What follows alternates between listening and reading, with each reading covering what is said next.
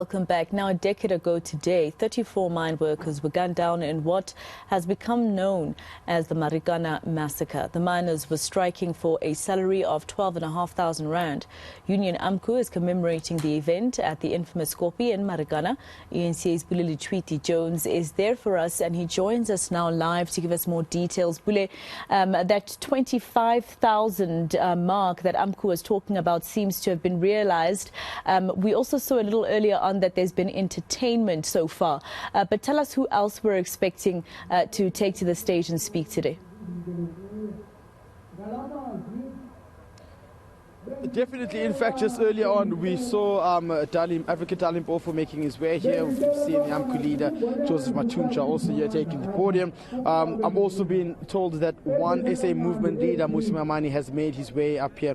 But maybe let me just step out of shot for a bit so you can have a look at the crowd that is starting to trickle in here at this venue. A lot of people, thousands of people coming in here to witness what could be a very keynote address from eNCA leader, Joseph Matuncha as well, amongst other political delegates and officials and members of the activism groups making their way here. As the crowds have actually started to beef up from the morning when we got here initially. Quite a lot of people making their way here to this event, a remarkable event for many, historical as well, and for neighboring communities. They are still waiting for answers, and hence why they'll always persist to come here and try to hear some of the sentiments that will be shared by these leaders here today. And Pule, what have the some of the people who are still working there told you in terms of the fact that we are expecting to hear from the Sibanye Stillwater CEO as well? Not so long ago, they were not really supportive of him because they want salary increases. I mean, many are still waiting to see what kind of working good conditions can be introduced at some of these mines where problems continue to persist. Earlier on, I spoke to one of the miners here who said they're still waiting for other benefits such as housing allowance and, of course, for their young ones to get educational subsidiaries when it comes to having to fund for their tuition fees. But it looks like it is quite a set of demands that are still expected to be addressed here. Many do really want there to be change, and not for there to only be a talk show which will only speak to the challenges of the miners, but without any ways of implementing some of these issues to ensure that post 10 decades later these miners are not affected.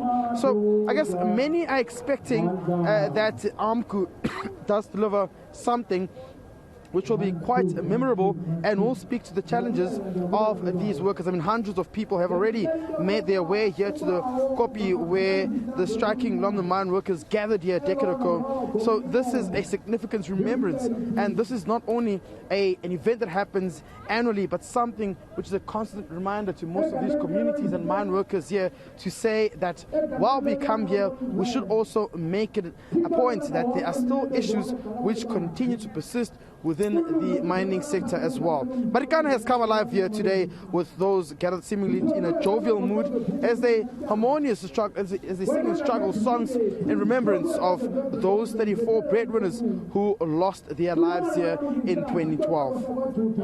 And Pule, the fact that those 34 miners fought for 12,500 rand, and the miners are saying there's not many miners that they know of in Marikana in particular who earn less than 12.5. So, some would say they didn't die in vain.